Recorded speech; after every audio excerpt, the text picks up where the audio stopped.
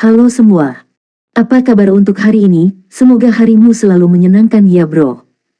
Selamat datang di channel YouTube saya. Tolong dibantu subscribe, like dan share ya, supaya saya terus semangat bikin kontennya. Wakakakak. Solen 4 chapter 5. Apakah ini hanya anak biasa? Bayi berwarna merah muda dan lembut ini memiliki kulit halus dan sebening kristal, seperti jeli, dan pembuluh darah di bawah kulit terlihat samar-samar. Matanya terpejam, namun rambut hitam dan bulu matanya yang panjang telah tumbuh. Kedua tangan kecil itu memegang kulit telur dan terus mendekatkannya ke mulut sambil mengunyahnya. Dia mempunyai gigi, dan terlihat seperti gigi sulung putih seperti gigi anak-anak pada umumnya. Namun, bagaimana bayi yang baru lahir bisa memiliki susunan gigi susu yang rapi dan putih? Lan Xiao menyentuh permukaan telur untuk pertama kalinya. Telur itu terasa sedikit hangat saat disentuh. Selain itu, dia tidak bisa merasakan apapun, dan sepertinya tidak ada energi apapun di dalamnya. Ya dewa, yang tersisa hanyalah energi kehidupan tingkat monster jiwa berusia seabad. Apa yang harus aku lakukan? Nancheng bertanya pada Lan Xiao dengan penuh semangat. Lan Xiao tersenyum pahit dan berkata, apalagi yang bisa kita lakukan? Ini terlalu aneh. Amati terus. Benar-benar ada seorang anak di dalam telur ini, bayi yang lahir dari telur. Percayakah Anda? Bos, mungkinkah membangun kembali monster jiwa berusia 100.000 tahun? Lan Xiao membuka mulutnya, dan saat dia hendak berbicara, laporan Nancheng datang lagi, sudah 10 tahun, dan hanya ada 10 tahun. Tahun sisa tingkat energi makhluk jiwa. Lan Xiao tersenyum pahit, menurut catatan makhluk jiwa kuno oleh Federasi dan informasi yang diberikan kepada kita oleh makhluk jiwa tingkat dewa, setelah makhluk jiwa 100.000 tahun adalah dibangun kembali, ia setidaknya dapat mempertahankan tingkat energi dari makhluk jiwa berusia seabad, dan juga mempertahankan ingatan aslinya. Dengan kebijaksanaan, mereka tidak akan pernah menjadi seukuran bayi dan dibantai oleh orang lain kemampuan tertentu untuk melindungi diri mereka sendiri. Klik, sepotong lagi, terus makan. Mari kita pecahkan juga cangkang telurnya dan membawanya kembali untuk dipelajari. Nancheng, kemarilah dan bawa anak ini keluar. Kami ingin menyimpan cangkang telur ini untuk membuktikan hasil ekspedisi ilmiah kita. Lan Xiao berkata kepada Nancheng. Nancheng baru saja berjalan mendekat. Ketika dia melihat bayi kecil di dalam cangkang telur, dia tidak bisa mengalihkan pandangannya. Dia memiliki wajah bulat yang cerah, lembut, merah muda, sedikit tembem, dan ada 2 lesung pipit kecil di pipinya. Ini semanis yang Anda inginkan. Dalam sekejap, tanpa disadari dia dipenuhi dengan cinta keibuan, dan matanya menjadi lembut. Karena takut menyakiti anak itu, perlahan-lahan dia mengulurkan tangan dan mengeluarkan bayi kecil itu dari celah cangkang telur. Ia tidak berat, sekitar 6 atau 7 pon. Tubuhnya lembut, hangat, dan memiliki wangi yang samar. Nancheng dengan hati-hati memeluknya dan berkata dengan lembut, dia sangat cantik. Anggota tim lain juga melihatnya, bukan? Anak ini sangat cantik dan tampan. Tiba-tiba, tangan bayi itu berhenti dan mencari-cari, tetapi tidak menemukan apapun. Potongan kulit telur di tangannya telah dimakan. Wow, dia tiba-tiba mulai menangis, dan tangisannya yang nyaring menyebar ke seluruh kabin. Nancheng belum menikah dan belum punya anak, jadi dia langsung terkejut, dan semua orang juga sedikit panik. Lan Xiao, yang hendak mengambil kulit telurnya, juga tercengang saat itu juga. Kenapa kamu menangis? Nancheng juga sedikit panik, aku mungkin tidak menyakitinya.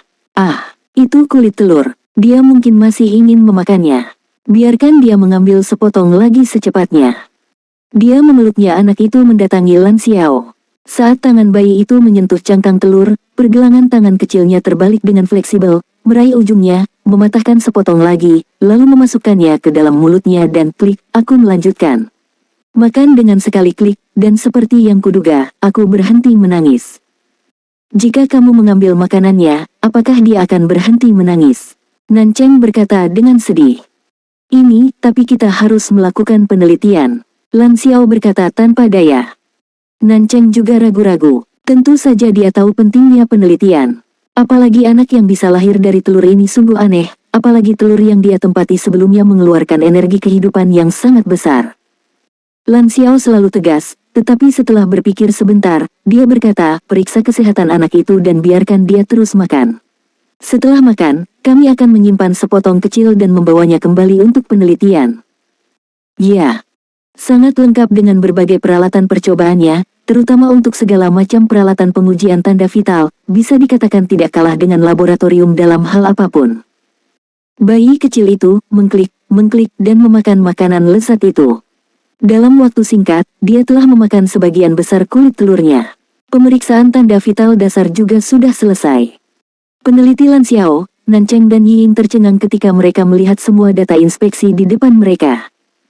Bukan karena data pemeriksaan ini aneh, tapi karena data pemeriksaan ini biasa saja. Senormal orang normal.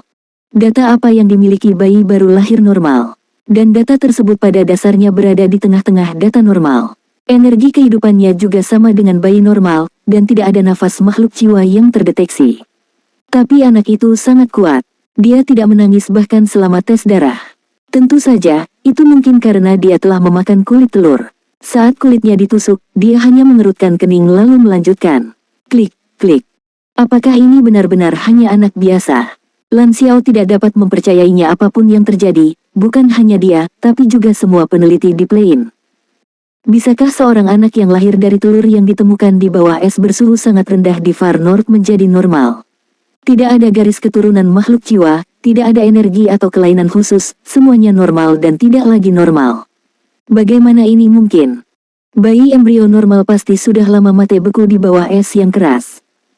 Namun datanya tidak bisa dipalsukan, semuanya adalah peralatan mutakhir. Mungkin satu-satunya perbedaan pada anak ini adalah dia terlalu normal. Bayi biasa akan memiliki beberapa indikator yang kurang lebih rendah atau tinggi, namun dia tidak melakukannya, dia sepenuhnya normal. Jika mempertimbangkan semuanya, ini adalah bayi manusia yang sehat dan normal. Klik, klik, klik. Cangkang telur terus dimakan, dan bayi itu tidak tahu apa yang terjadi. Apa yang harus aku lakukan? Nancheng memandang Lan Xiao. Lan Xiao juga sedikit bingung sekarang. Semua orang, termasuk dia, awalnya mengira ini akan menjadi penemuan langka, dan bahkan mungkin merupakan pencapaian besar yang akan memainkan peran penting dalam studi tentang makhluk jiwa kuno. Namun apa yang terjadi sekarang berarti mereka kemungkinan besar akan menghadapi situasi yang aneh. Bos, saya khawatir ada yang salah dengan ini. Peneliti Chen Wei berkata sambil tersenyum pahit, belum lama ini, Federasi menangani kasus penipuan penelitian ilmiah yang serius. Kami benar-benar punya 100 mulut dan aku tidak bisa menjelaskannya. Penipuan penelitian ilmiah, dalam pertarungan Federasi Luo adalah salah satu kejahatan terbesar. Alasannya sederhana, satu penipuan penelitian ilmiah kemungkinan besar akan membawa bencana besar bagi Federasi dan bahkan umat manusia. Penipuan penelitian ilmiah memiliki hukuman yang berbeda-beda tergantung pada tingkat keparahannya. Ini adalah salah satu dari sedikit kejahatan federal yang dapat diancam dengan hukuman mati. Ini juga merupakan pengingat bagi para peneliti ilmiah untuk tidak terlalu agresif hanya karena imbalannya yang besar. Anda tidak boleh dengan mudah menyerahkan hasil penelitian ilmiah sebelum Anda benar-benar yakin. Jika tidak, sekali Anda dituduh melakukan penipuan, Anda akan mendapat masalah besar. Peneliti lain Li Tingyin berkata, itu tidak benar. Bukankah kita masih memiliki kulit telur? Chen Wei tersenyum pahit dan berkata, ini juga satu-satunya harapan. Saya harap kita dapat menemukan sesuatu yang istimewa tentang kulit telur ini. Lan Xiao mengerti apa yang dia maksud, jika tidak, penemuan hari ini hanyalah kegembiraan. Solen 4 chapter 6 tidak ada lagi jejak. Wow, wow, wow, wow. Teriakan nyaring bergema di kabin. Itu sungguh mengejutkan, bahkan headphone isolasi suara tidak dapat mengisolasi sepenuhnya. Pada awalnya, Lan Xiao berencana untuk menyimpan sepertiga dari cangkang telurnya, namun bayi kecil yang lahir dari telur tersebut menangis dengan suara serak, dan Nancheng benar-benar enggan berpisah dengannya. Saya memberinya makanan lagi. Selama dia memakannya, dia tidak akan menangis. Hanya menyisakan 1/5 dari cangkang telurnya, dia mulai menangis lagi. Teriakannya nyaring dan jelas, seperti suara penyanyi tenor. 1/6, 1/7, 1/8, 1/10. Pada akhirnya, 1/10 dari cangkang telur tertahan, itulah keuntungannya. Ini bukan lagi sesuatu yang bisa diputuskan sendiri oleh Lan Xiao. Dia harus bertanggung jawab atas seluruh tim. Karena itu, ia hanya bisa mengeraskan hatinya, membiarkan bayinya menangis, dan berhenti memberinya makan. Nancheng juga memahami keputusannya. Bagaimanapun, mereka terlibat dalam penelitian ilmiah. Meskipun dia sering menatap Lan Xiao dengan matanya yang besar dan bergerak, dia tidak pernah memintanya untuk terus makan. Semula mereka semua mengira anak itu akan berhenti menangis ketika ia lelah menangis. Tapi siapa yang tahu kalau dia benar-benar berbakat. Melihatnya menangis parau, namun tanpa henti, tangisannya sangat menusuk, dan dia menangis selama 3 hari 3 malam. Dalam 3 hari, Plain pengintai telah menyelesaikan pemindaian pengintaian di Far North, tetapi tim ekspedisi ilmiah sangat lelah. Tidak ada seorang pun yang bisa beristirahat dengan baik di bawah tangisan anak ini, baik itu meditasi atau tidur, jangan pernah memikirkannya. Plain pengintai memiliki ruang tunggu khusus, tetapi pintu besi di ruang tunggu tidak dapat mengisolasi tangisannya. Oleh karena itu, ketika Plain mulai kembali dan mengaktifkan mode jelajah otomatis, semua orang kelelahan. Pikiran Nancheng dipenuhi dengan gema tangisan bayi itu. Dia merawat anak itu setiap hari, tetapi dia tidak minum atau makan, dan terus menangis. Nancheng benar-benar kelelahan secara fisik dan mental dan tidak berdaya. Letakkan dia di penutup pelindung bangku tes. Kamu juga harus tidur siang. Efek isolasi suara dari penutup pelindung sedikit lebih baik dan aman di dalam. Dia tidak bisa melarikan diri. Lan Xiao melihat ke arah kata Nancheng yang pucat dengan kesusahan. Ya, Nancheng benar-benar tidak tahan lagi. Penutup pelindung masih memiliki efek tertentu dalam mengisolasi tangisan. Tangisannya sedikit berkurang, dan semua orang merasa lega. Kecuali pengemudi yang harus tetap terjaga untuk menghindari masalah saat berlayar, semua orang tertidur dalam waktu singkat. Saya sangat lelah beberapa hari terakhir ini, dan pekerjaan utama telah selesai. Setelah saya rileks, secara alami mudah untuk memasuki kondisi istirahat. Segera, semua orang, termasuk Lan Xiao, pada dasarnya tertidur lelap. Tertidur. Wow, bayi itu terus menangis, mata besarnya yang indah penuh dengan keluhan. 1/10 cangkang telur yang tersisa juga ditempatkan di pelindung lain di bangku uji. Pelindung tersebut diisolasi dari udara dan disimpan dalam keadaan vakum dan kriogenik untuk memastikan kualitasnya tidak berubah. Setelah kembali ke Lembaga Penelitian Binatang Jiwa Kuno, kami akan menggunakan instrumen berskala besar untuk pengujian dan penelitian komprehensif. Agak sulit bermeditasi sambil menangis, dan ada risiko menjadi gila, jadi Lan Xiao dan Nancheng sama-sama memilih untuk tidur. Dia tertidur lelap, dan Plain berangsur-angsur menjadi sunyi. Hanya tangisannya yang masih nyaring dan samar. Pilot menerbangkan Plain dan sistem pelayaran bekerja normal. Setelah meninggalkan Far North, ia langsung naik ke ketinggian 10.000 meter untuk jelajah stratosfer. Dengan kecepatan ini, dibutuhkan waktu sekitar 7 atau 8 jam untuk kembali ke bandara pangkalan. Perjalanan inspeksi mereka juga akan berakhir. Sopir itu menguap. Dia merasa terganggu oleh tangisan itu dan sangat lelah. Setelah memeriksa kembali sistem pelayaran dan sistem perlindungan, dan memastikan bahwa tidak ada masalah, dia menutup matanya dan perlahan tertidur. Plain pengintai berpemandu jiwa saat ini sudah sangat canggih. Bahkan jika sistem jelajahnya gagal, ia akan segera memperingatkan polisi. Apalagi biasanya tidak akan pernah ada masalah. Nafas di dalam Plain menjadi terasa lebih tenang, kecuali tentu saja bayi kecil yang masih menangis. Pada 1/10 dari cangkang telur yang tersisa, pola emas dan perak menjulang. Yang tidak dapat diperhatikan oleh siapapun saat ini adalah seiring dengan tangisan bayi, frekuensi kedipan cahaya pada cangkang telur yang tersisa mulai sedikit berubah. Kapanpun seruannya paling keras, garis emas dan perak akan menjadi paling terang, dan saat seruannya melemah, cahayanya akan menyatu. Lambat laun, cangkang telur menjadi transparan sebagai respons terhadap tangisan tersebut, dan beberapa retakan kecil muncul di permukaan cangkang telur transparan tersebut pada awalnya sangat halus, namun terus berkembang. Dengan bunyi, ding, yang tajam, cangkang telur itu diam-diam pecah, bukan menjadi berkeping-keping, melainkan menjadi bubuk dan seberkas cahaya. Lingkaran emas dan perak dengan mudah menembus perisai pelindung dan kemudian menembus ke dalam perisai pelindung. Ketika dituangkan ke dalam mulut dan hidung bayi, tangisan akhirnya berhenti. Seluruh kabin akhirnya tenang. Setelah lingkaran cahaya emas dan perak masuk, bayi kecil itu adalah orang terakhir yang tertidur. Saya tidak tahu berapa lama waktu telah berlalu. Deng, dengungan. Sebuah dengungan pelan mengguncang bagian dalam kabin, secara bertahap membangunkan semua orang yang sedang tidur. Yah, ini sangat nyaman untuk tidur. Apakah ini isyarat Anda untuk mulai turun?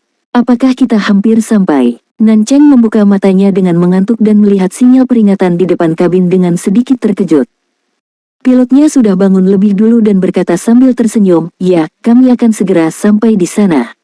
Sedang jatuh, Nan Cheng tiba-tiba merasakan sesuatu yang berbeda. Tanpa sadar, dia melihat ke bangku tes tidak jauh dari sana. Bayi kecil itu meringkuk, dan kulitnya yang merah muda dan lembut tampak bersinar dengan lingkaran cahaya yang lembut. Bayi kecilnya dia masih muda, tapi dia tampak sedikit kesepian. Nan Cheng tanpa sadar berpikir, di mana ayah dan ibunya? Dia tiba-tiba menyadari apa yang salah. Bukankah lelaki kecil ini berhenti menangis? Nan Cheng segera berdiri dan mendatangi bayi itu. Dada kecilnya sedikit terhina karena bernapas, dan wajahnya yang merah muda dan lembut masih menangis dari waktu ke waktu. Dongdong bahkan memiliki senyum manis di wajahnya. Dia benar-benar tertidur, kan? Lan Xiao menggeliat dan berdiri. "Lan Xiao, cepat kemari." Dia terlihat sangat manis ketika dia tidak menangis. Nan Cheng berkata sambil tersenyum. "Apakah kamu tidak menangis?" "Ya, kalau tidak, kita tidak akan bisa tidur terlalu lama."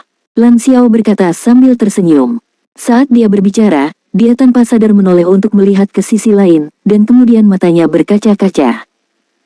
"Bagaimana dengan kulit telur?" Tiba-tiba dia berbalik dan menatap siang Nan Cheng. "Hah?" Nan Cheng tertegun sejenak, dan juga melihat ke tempat penyimpanan cangkang telur itu. "Ya, Hong Fei Mingming, cangkang telur itu menghilang tanpa meninggalkan jejak apapun." "Bukan aku tidak memilikinya," Nan Cheng menjelaskan dengan panik. Pada saat ini, beberapa orang lainnya juga telah terbangun dan menemukan bahwa kulit telurnya telah hilang, jadi mereka buru-buru berkumpul. Lan Xiao memberi isyarat kepada Nan Cheng, "Jangan panik. Jika Anda mengatakan tidak, Anda pasti tidak akan melakukannya. Membuka penutup pelindung akan meninggalkan catatan. Mari kita periksa untuk melihat apakah sudah diaktifkan." Nan Cheng menghela nafas lega. Benar, akan ada catatan pembukaan penutup pelindung tempat tes. Mereka bahkan memiliki kata sandi pembuka yang berbeda untuk setiap orang. Namun, dia masih mempercayai pilihan pertama Lan Xiao. Mereka merasa sangat puas dan tanpa sadar sangat santai. Tapi bagaimana dengan Danke? Sistem pemantauan di kabin dengan cepat memberitahu mereka jawabannya. Dengan senyum masam di wajahnya, "Jangan lihat aku tidak bisa berbuat apa-apa. Ini benar-benar kematian tanpa bukti dan tanpa jejak." Solen 4 chapter 7 Lan Xuanyu. "Ya, cangkang telurnya hilang tanpa meninggalkan bekas. Maksudnya itu apa? Artinya mereka tidak bisa melaporkan kejadian ini lagi kecuali mereka dapat menemukan sesuatu yang berbeda dari bayi kecil ini. Jika tidak, komite pengawas institut pasti akan menanyakan bukti apa yang mereka miliki untuk membuktikan keuntungan mereka. Kecuali jika tidak, kita tidak bisa melakukan pembedahan yang mendalam." Nan Cheng merasakan suasana yang agak menyedihkan di sekelilingnya, dan tiba-tiba berbalik dan berdiri di depan perisai pelindung. Deteksi kehidupan dan berbagai peralatan inspeksi kehidupan di plane pengintai sudah menjadi yang terbaik. Jika Anda ingin menggali sesuatu secara mendalam, maka hanya pembedahan mendalam yang dapat dilakukan. Namun, sudah jelas apa maksudnya. "Apa yang kamu pikirkan?" Lan Xiao berkata dengan marah, "Bahkan jika kita setuju, itu tidak mungkin. Ini adalah kehidupan yang hidup, bukan roti. Di mana kita bisa mendapatkan otopsi mendalam?" Tampak sedikit aneh. Nan Cheng menyadari bahwa dia telah mengatakan hal yang salah dan berkata dengan cepat, maaf semuanya, saya tidak bermaksud seperti itu. Saya hanya berpikir anak ini sungguh menyedihkan." Dengan senyum pahit, "Bos, apa yang harus kita lakukan sekarang?" Penghargaannya hilang, dan apa yang awalnya dianggap sebagai pencapaian besar, suasana hati semua orang tentu tidak terlalu baik. Lan Xiao menghela nafas pelan, "Jika tidak ada kredit, maka tidak ada kredit. Kami akan terus bekerja keras di masa depan. Setelah anak itu dibawa kembali, kami akan melakukan pemeriksaan mendalam terhadapnya. Jika tidak ada hasilnya, maka kita kurang beruntung. Adapun dia, aku akan mengadopsi dia," kata Nan Cheng tanpa ragu-ragu. Dia tidak tahu kenapa, tapi saat dia melihat anak itu untuk pertama kalinya, dia menyukainya dari lubuk hatinya yang paling dalam. Dia hanya merasa bahwa dia harus melindungi anak itu dan merawatnya dengan baik apapun yang terjadi. Lan Xiao tersenyum dan berkata, "Kamu punya anak sebelum menikah." Wajah Nan Cheng memerah dan dia berkata dengan keras kepala, "Lalu ada apa?" "Karena dia tidak punya ibu, maka aku akan menjadi ibunya." Dia menatapnya dengan sedikit rasa kasihan di matanya, "Aku bilang kamu bodoh, tapi kamu masih menolak mengakuinya." Nan Cheng. Memelototinya, kamu menyuruhku untuk tidak menyebutku bodah. Melangkah maju dan secara alami memegang tangannya. Sambil meletakkan tangannya di pundaknya, dia menggendongnya. Maksudku, karena anak ini ditemukan oleh kita semua, maka kita semua bertanggung jawab atas dia. Dan, saya percaya bahwa anak ini lahir dari sebutir telur. Anak yang keluar pasti akan menunjukkan kepada kita sisi luar biasa dirinya suatu hari nanti.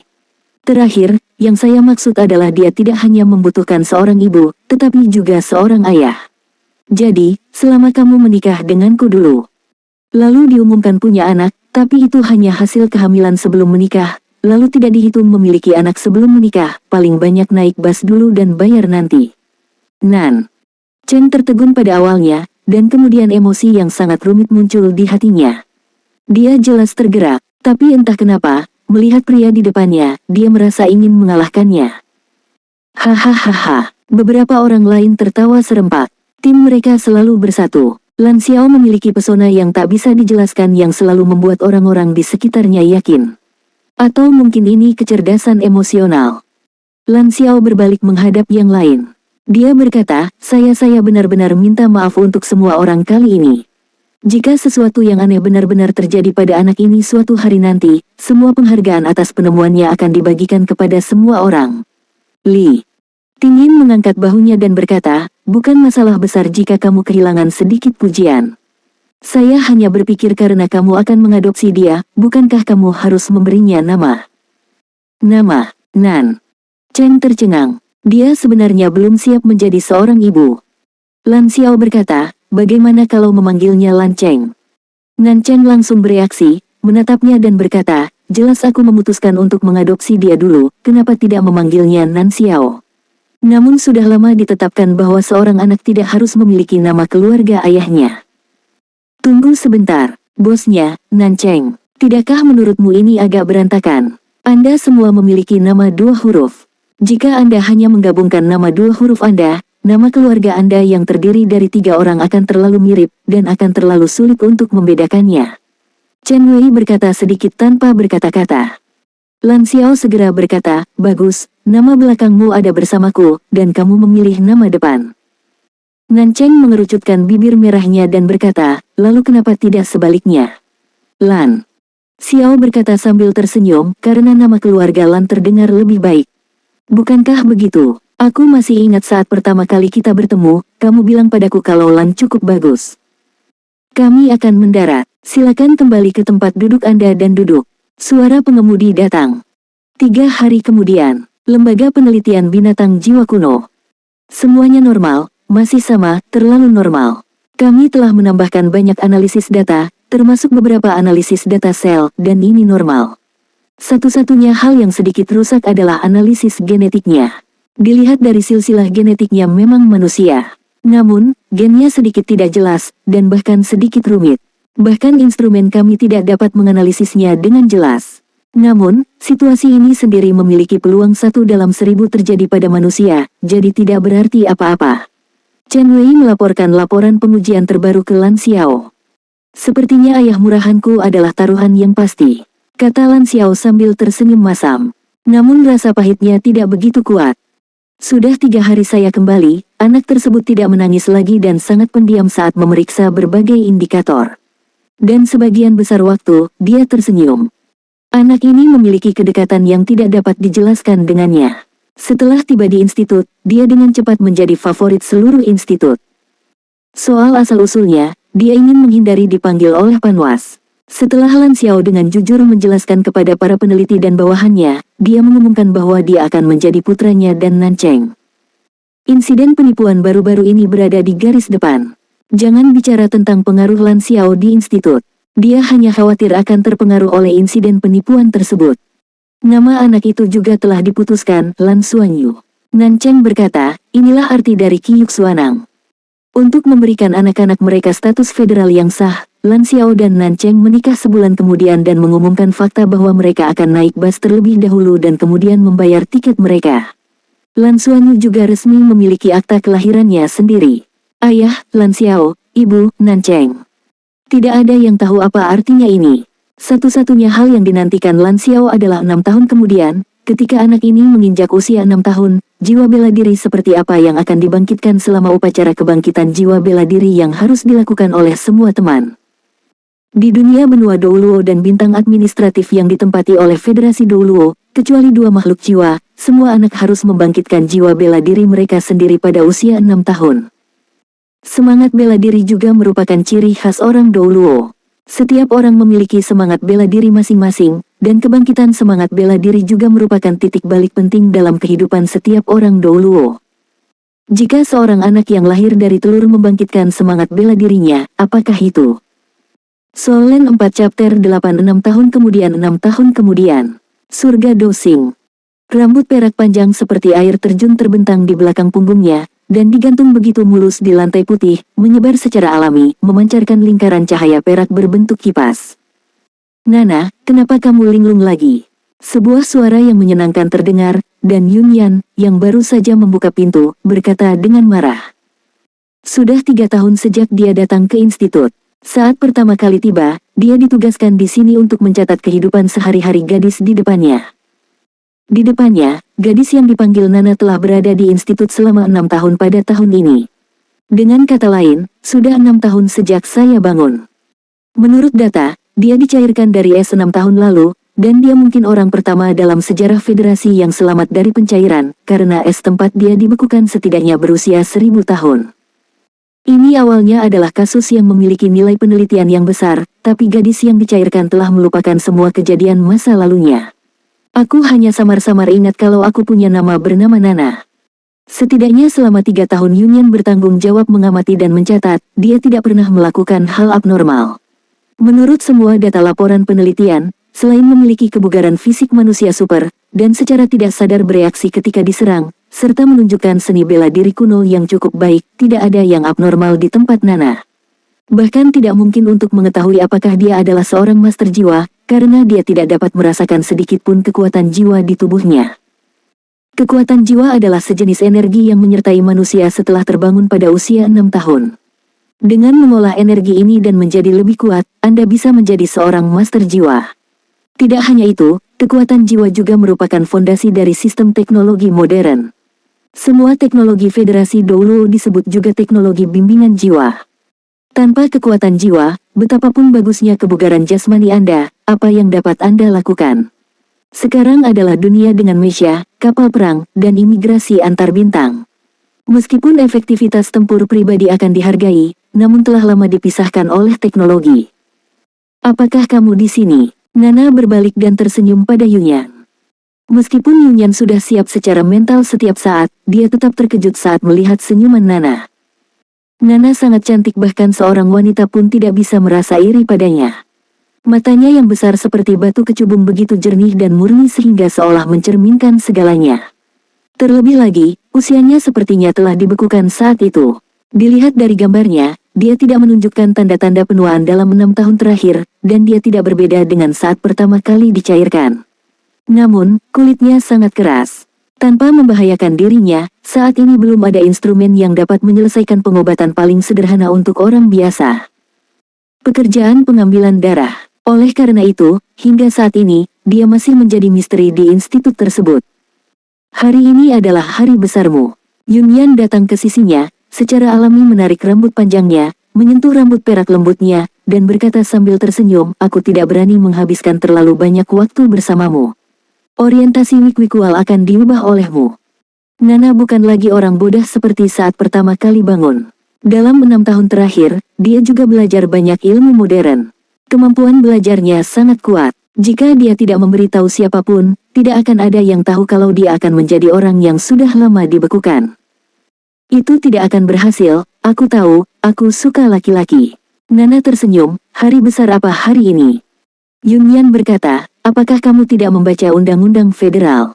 Menurut Undang-Undang Federal, semuanya jika identitas orang tersebut tidak dalam bahaya setelah 6 tahun pemeriksaan dan dijamin, ia dapat diberikan status federal sementara, dan jika ia masih normal setelah 10 tahun pengamatan, ia dapat diberikan status permanen, katanya, mulai hari ini, sebagai selama kamu menyelesaikan prosedurnya, kamu akan menjadi warga negara sementara resmi federasi.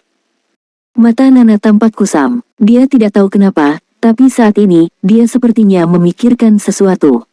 Apa, tapi, itu hanya bayangan.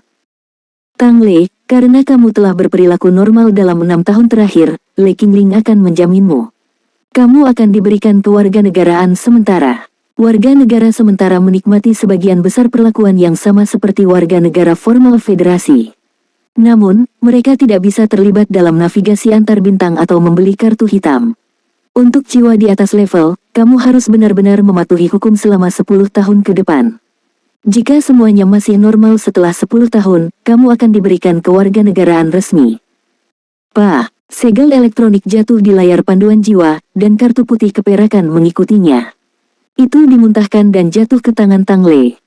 Rambut biru panjang Tang Le hanya diikat dengan karet gelang di belakang kepalanya, namun penampilannya yang tampan tetap membuat orang mengintip ke arahnya. Ini adalah ke-17 kalinya petugas wanita yang bertugas melamar status sementara tidak bisa menahan diri untuk tidak menatap wajahnya. Hahaha, sudah selesai, sudah selesai. Aku akhirnya bisa menjadi pahlawan. Kamu akan menjadi milikku mulai sekarang. Le Qingling menari dan tertawa. Sejak dia membawa pulang pria ini 6 tahun lalu, dia mendapati dirinya membawa kembali masalah. Anda tahu, pada saat itu, Tang Le di depannya tidak punya uang, dan dia juga telanjang bulat.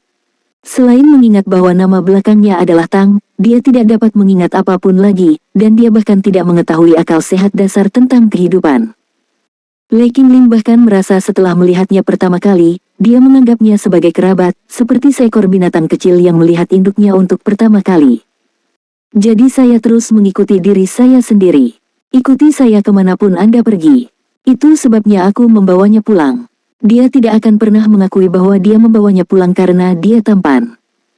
Nama Tang Le diberikan kepadanya olehnya, jadi setidaknya dia punya gelar. Tentu saja, butuh banyak tekanan untuk membawanya pulang. Butuh banyak usaha bagi orang tua saya untuk menjelaskannya dengan jelas. Pada akhirnya, ibunya lah yang mengambil keputusan untuk mempertahankannya. Le Qingling merasa ibunya pasti mengambil keputusan karena dia tampan. Karena alasan ini, ayah masih sedikit tidak puas. Beberapa waktu setelah itu, Le Qingling mencari informasi tentang Tang Le di jaringan antar bintang. Dia telah membaca hampir semua informasi tentang selebriti pria, tetapi tidak ada pria seperti itu. Dia jelas memiliki penampilan bintang seutuhnya. Bagaimanapun, Tang Le akan mengikutinya. Kemanapun dia pergi, Tang Le akan pergi. Le Qingling menemukan bahwa Tang Le memiliki kemampuan belajar yang kuat, dan dia seperti pengawal di sisinya.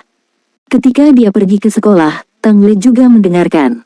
Pada awalnya, hal itu menarik banyak nimfomaniak, sedemikian rupa sehingga dia harus membelikan topeng untuk dipakai oleh pria ini. 6 tahun. Pikirkan tentang tahun-tahun awal Anda, dari usia 19 hingga 25 tahun, Anda sekarang sudah besar. Meskipun umur manusia sekarang adalah sekitar 200 tahun, namun 25 tahun hanyalah permulaan. Tapi dalam 6 tahun terakhir, dengan pria ini mengikutiku, aku bahkan tidak punya kesempatan untuk jatuh cinta. Akhirnya baik-baik saja sekarang. Dia berstatus sementara. Lebih penting lagi, sejak pertama kali dia melihatnya, Le Qingling yakin bahwa pria ini pasti seorang bintang besar. Bahkan jika dia bukan bintang besar sebelumnya, dia akan menjadi bintang besar di masa depan. Oleh karena itu, setelah dia lulus dari akademi dan menyelesaikan ujian master jiwa, dia dengan tegas mengambil kursus agen selebriti dan belajar selama 2 tahun penuh. Memiliki status sementara berarti rencana pelatihan bintangnya akhirnya dapat dimulai. Dia sangat senang ketika memikirkan hal ini. Dia telah menjadi pecandu uang sejak dia masih kecil. Melihat Tang Le yang tinggi dan tampan di sebelahnya, dia merasa akan menjadi kaya.